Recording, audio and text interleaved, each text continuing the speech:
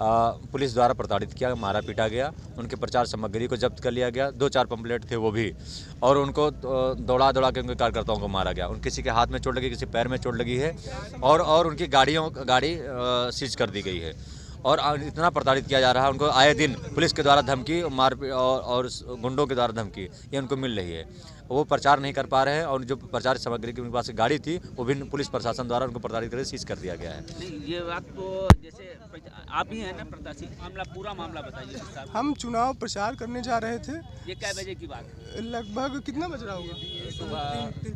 3 बजे की बात। देखिए, समय हमको एग्जैक्ट नहीं पता है, लेकिन ये दोपहर की बात है। हम प्रचार पे जा रहे थे। साधारण जो चेकिंग करते हैं एसएसटी की टीम और पुलिस अधिकारी जी वो कर रहे थे। हमारी गाड़ी रुकवाई गई, हमने अपने गाड़ी की चेकिंग करवाई, और हमने कहा उन्होंने कहा कि आपके गाड़ी में पंपलेट मिला है जो अवैध है। तो हमने कहा अगर ऐसा कोई अवैध चीज़ हमारे गाड़ी में है तो उस पर उचित कार्रवाई करिए आप लोग। लेकिन उन्होंने गैर संवैधानिक तरीके से हमारी गाड़ी को लेके दूर तक चले गए, कोतवाली ले जाने लगे। हमने कहा सर आपने अभी इसको जब्त नहीं किया है, आपने सीज नहीं किया है, तो किस आधार पर गाड़ी ले जा रहे हैं? हमारे विरोध करने पर उन्होंने कहा कि आप हमको कानून ना बताइए, वरना अभी आपको मैं ठीक कर दूंगा। मारने की धमकी दी। तमाम पुलिसकर्मी के घेरे के बीच में आम आदमी पार्टी के हम प्रत्याशी विशाल सिंह खड़े रहे और दबाव का सामना करना पड़ा। तत्पश्चात उन्होंने मुकदमा दर्ज करने को कहा। किस चीज़ में मुकदमा दर्ज करने? यही जो हमारे गाड़ी में पंपलेट मिला, और उसके बाद में हम लोगों को मारा पीटा गया। हमारे एक कार्यकर्ता हैं जिनके पैर पे गाड़ी चढ़ा दी गई, उनका पैर सूज आया है, बैठे हुए हैं। हमारी मांग ये है कि जितने भी कार्यकर्ता हैं जिनको चोट लगी है उनका मेडिकल करवा के मुकदमा लिखवाया जाए और प्रदीप कुमार सिंह पे उचित कार्रवाई की जाए। किसको चोट लगी थी आप बताइए। हम तुम्हारे साथ क्या हुआ था भाई साहब आप बताइए। नाम बताइएगा। सर मैं अरविंद कुमार सिंह बोल रहा हूँ जी। गाड़ी वो ले जा रहा था, हमने कहा कि गाड़ी कहाँ ले जा रहे हैं, कागज़ दिखाइए, आखिर जब्त किए हैं तो ले जाइए। तो रामचंद्र जी सिपाही चला रहे थे, हमने यही रोकने का कोशिश किया, हमारे पैर पर चढ़ा दिए, मैंने गिर गया रोड पे। सर चोट बहुत आई है। तो मारा पीटा भी क्या?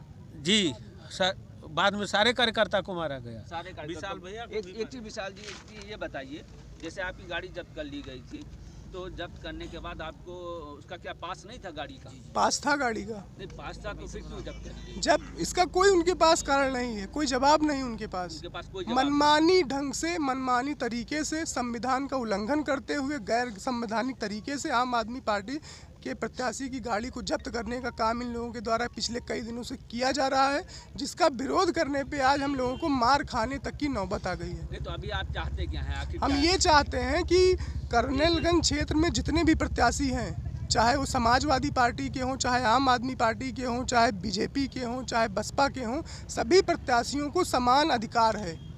निष्पक्षता से चुनाव कराने के लिए सभी प्रत्याशियों को समान अधिकार पुलिस प्रशासन द्वारा, जिला अधिकारी जी के द्वारा दिया जाए, जिससे चुनाव को सही ढंग से कराया जा सके।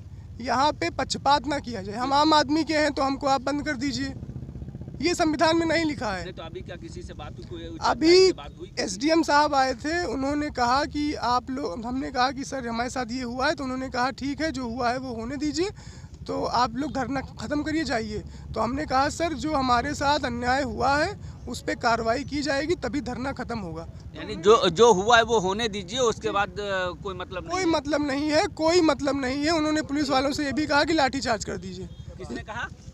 एसडीएम साहब ने। एसडीएम साहब? हीरालाल जी, हीरालाल जी ने।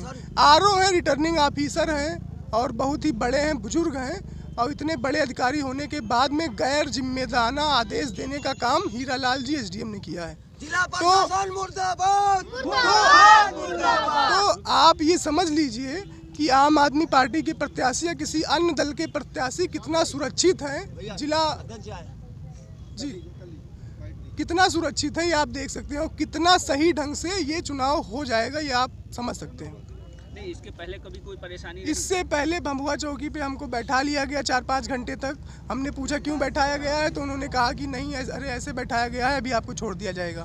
फिर हमने कहा कि आपको अधिकार नहीं है, तो कहा कि कब बैठाया गया था आपको? लगभग 1 हफ्ते पहले की है। तो ऐसे कई सारी चीज़ें होती रहती हैं रोज़, कभी रोक लिया जाता है, कभी बैठा लिया जाता है, उसके बाद छोड़ दिया जाता है। तो तमाम प्रकार की चीज़ें ऐसी हम लोग के साथ हो रही हैं। तो उस टाइम पे आपने किसी अधिकारी से शिकायत करी इसकी? उसकी शिकायत हमने की, लेकिन उस शिकायत अब हम एसपी ऑफिस जाते हैं तो वहाँ हमारी दरख्वास्त लेने को कोई तैयार नहीं है।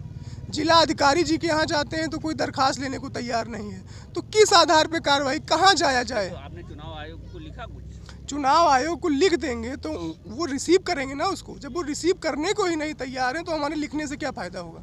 चुनाव आयोग को आपने लिखा, नंबर रिसीव करने के तैयार नहीं? कौन करेगा? कोई अधिकारी तो मिले हमको। डीएम साहब के यहाँ जाइए तो वो नहीं है, एसपी साहब के यहाँ जाइए तो वो नहीं है। और इसके बाद में हमने जिला पुलिस अधीक्षक महोदय को फ़ोन किया था, कोतवाल जी ने फ़ोन किया था अपने फ़ोन से। हमने कहा सर ऐसी ऐसी चीज़ है। कोतवाल साहब ने उनसे क्या बताया ये हम नहीं जानते हैं। तो हमने कहा सर ऐसा ऐसा हुआ। उन्होंने कहा कि आप कानून ना बताइए और ना आपको जेल में डाल दिया जाएगा। इस तरीके की बातें अगर जिला अधिकारी महोदय, पुलिस अधीक्षक महोदय कर रहे हैं तो किस तरीके से निष्पक्ष चुनाव कराने का जो इन लोगों का उद्देश्य है, कैसे हो सकता है? ये सवाल हमारा जिला अधिकारी से, पुलिस अधीक्षक महोदय से और सभी अधिकारियों